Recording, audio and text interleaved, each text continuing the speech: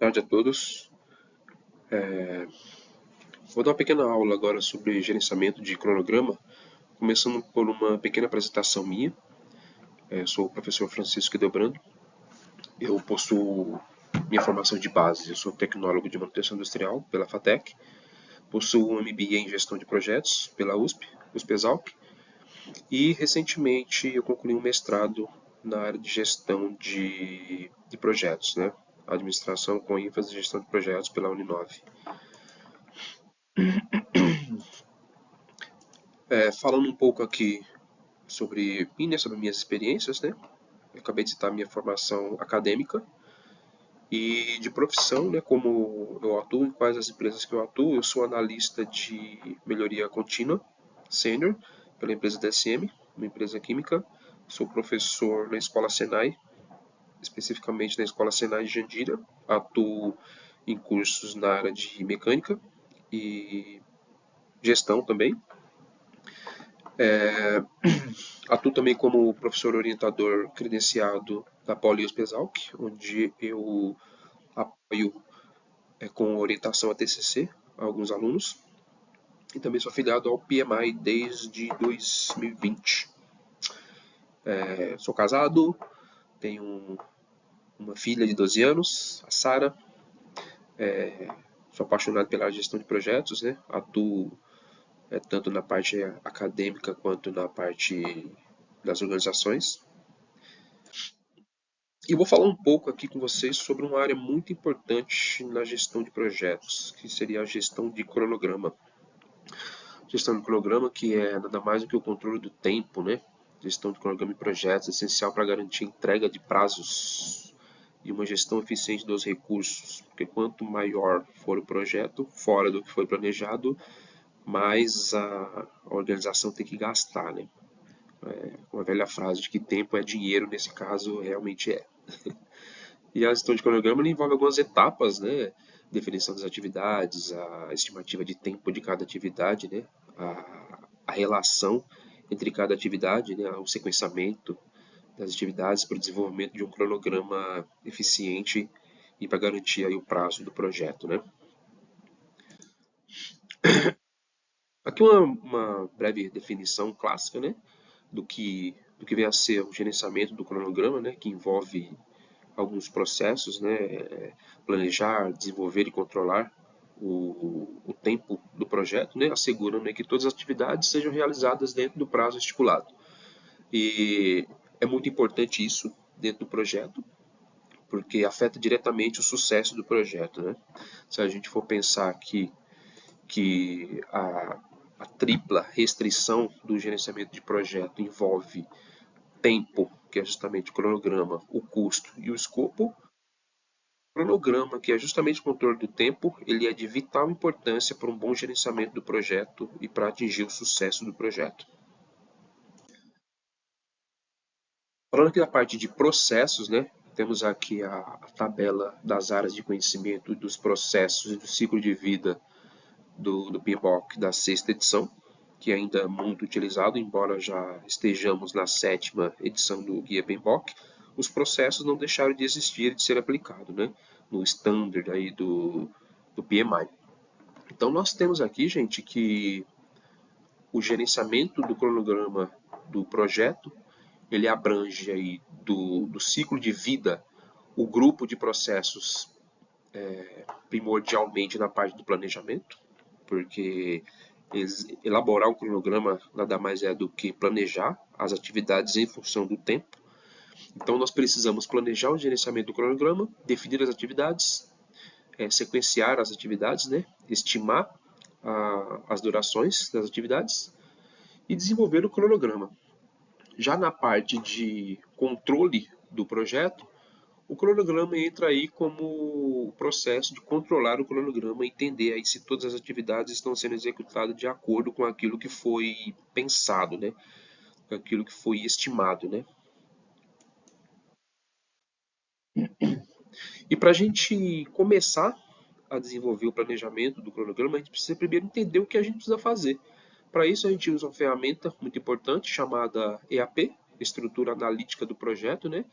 para poder estimar aí os entregáveis e dentro desses entregáveis entender o que a gente precisa fazer para entregar cada entregável do projeto, né? Dividindo aí a EAP em quatro níveis, né? Pode ser mais, pode ser menos, mas basicamente a gente tem aqui a definição do projeto, as entregas principais, e aí a gente vai ramificando até chegar no nível mais baixo da EAP, que a gente chama de pacote de trabalho, que são essas atividades que a gente vai usar para elaborar o cronograma, definindo o tempo de cada uma dessas tarefas e definindo o custo também. Okay? Então a EAP é muito importante para a gente iniciar o planejamento do cronograma.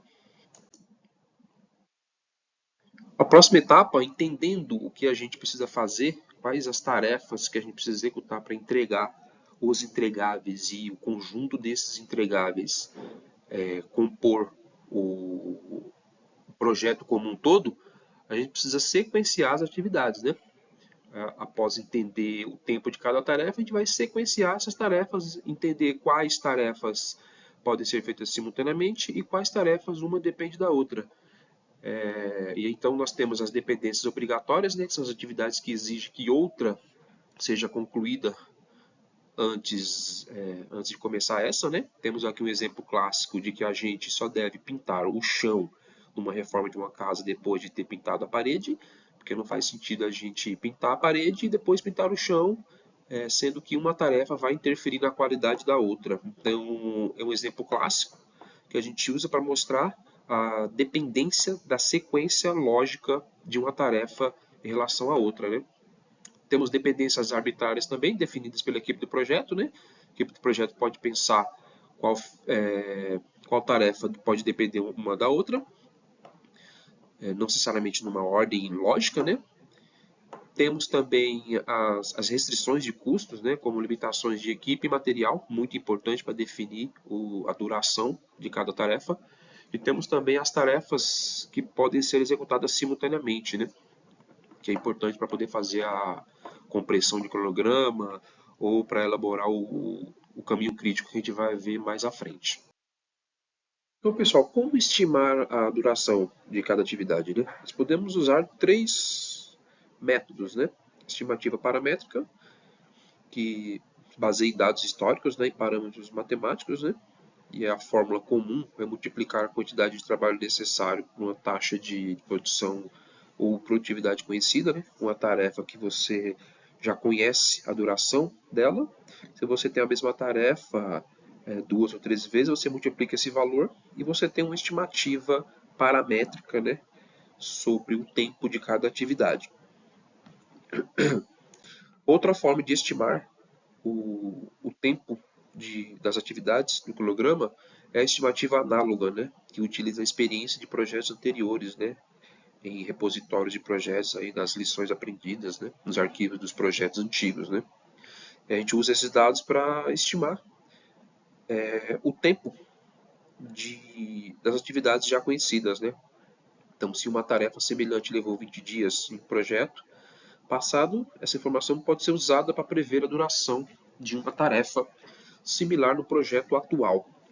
É uma forma mais rápida, né, baseada na experiência, principalmente de mão de obra especializada, né, fornecedores que já conhecem da empresa ou equipe de trabalho que já conhece o ambiente da empresa e que já realizou os projetos, pode usar experiências passadas para estimar a duração das tarefas e elaborar um cronograma mais preciso.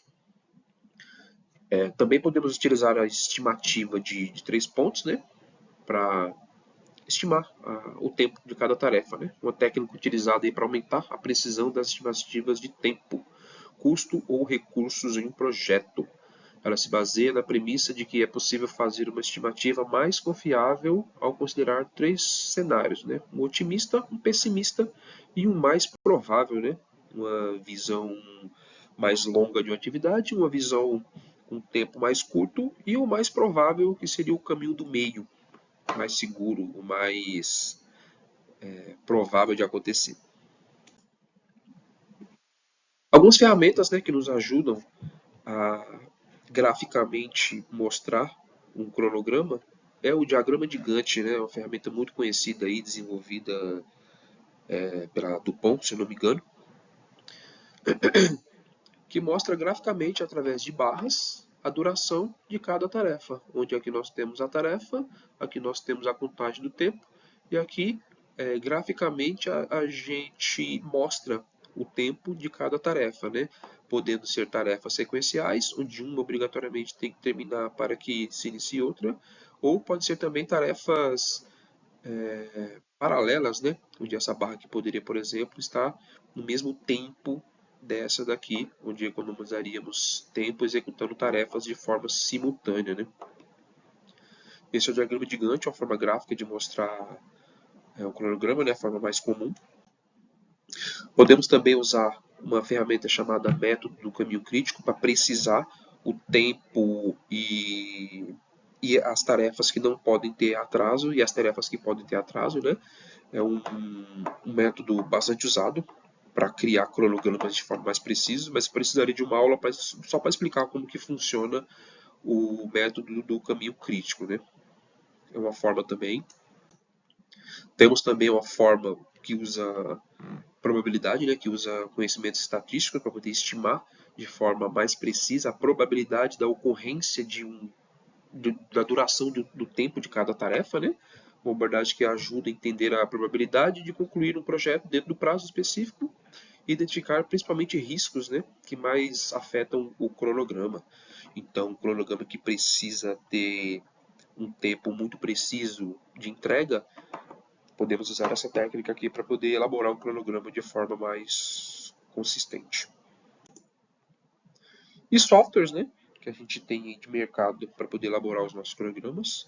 Nós temos o Primavera, o B6 da Oracle. Esse é o jeitão dele, ó. Percebam que ele usa o método de gráfico de barras gigante, né, para mostrar a evolução de o tempo de cada tarefa, né, em função do tempo, né, a tarefa em função do tempo. Temos também o bastante conhecido MS Project, né? Esse é o jeitão dele. Eu uso esse aqui na empresa onde eu trabalho para poder fazer os cronogramas dos projetos que eu gerencio aqui na empresa. E aqui temos um estudo de caso de um grande projeto que eu entreguei recentemente, voltado para a parte de Process Safety da empresa, né? Um projeto com o nome de TRA, Traffic Risk Assessment, envolvendo tarefas simultâneas, tarefas em sequência, com risco de interação tanto entre as tarefas quanto entre as pessoas, os colaboradores da empresa, né? A gente executou esse projeto numa parada de aproximadamente 20 dias, onde tivemos um prazo muito apertado para entregar, porque implicava no start da planta, pós-parada, né, de manutenção de projeto. Então dividimos aqui esse projeto em 3 grandes entregáveis, né? Foi uma reforma, uma construção de uma nova sala de pesagem de produtos, né? E a reconstrução, a demolição de uma sala de rotulagem antiga e a reconstrução dessa sala em outro local. Então foi um projeto que envolveu bastante risco, né? Bastante precisão entre as tarefas. Percebam que algumas tarefas foram feitas simultâneas a outras e algumas necessariamente a gente foi obrigado a esperar que a tarefa se concluísse para iniciar outra. Então foi um projeto onde eu consegui aplicar bastante a precisão do cronograma. É que aqui as colunas estão ocultas, eu ocultei algumas colunas para poder otimizar a parte gráfica aqui, para que coubesse tudo numa única folha, né? Mas aqui temos as atividades precedentes, né? Qual atividade precisa necessariamente terminar para concluir outra e quais as tarefas que poderiam ser executadas simultaneamente, né? Temos o início da data de cada tarefa, o término de cada tarefa, os fornecedores envolvidos. Então foi um projeto que envolveu bastante stakeholders, bastante fornecedores, pessoal interno, time de manutenção, time de qualidade e time de segurança do trabalho. Então é um projeto que eu me orgulho bastante de ter executado e onde eu consegui aplicar aí as técnicas mais comumente usadas em gestão de projetos, nesse caso aqui tradicional, né? O cascata preditivo. E concluindo, gente, a gestão eficaz de um cronograma ele não apenas garante a entrega do projeto no prazo, né, mas também alinha as expectativas, né, de todos os stakeholders, porque no início de cada projeto eu envio esse cronograma para todos os envolvidos, todos os líderes de cada área, né, afetados por esse projeto dentro da planta, né, minimiza riscos, né, otimiza recursos, você fazendo uma estimativa mais próxima possível da realidade, você destina recursos tanto financeiro quanto humano para cada tarefa, né, de forma a atingir o que todos querem, que é o sucesso do projeto.